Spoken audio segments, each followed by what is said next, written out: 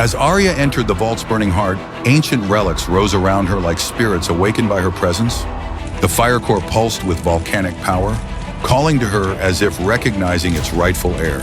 But before she could claim it, Commander Kade stormed in with his mercenaries, filling the chamber with fire and fury. The ancient systems overloaded instantly, shaking the vault apart as centuries of silence erupted into chaos.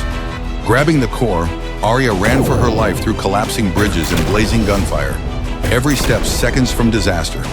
But as she escaped, the core began to overheat with explosive fury, and her next move would decide everything.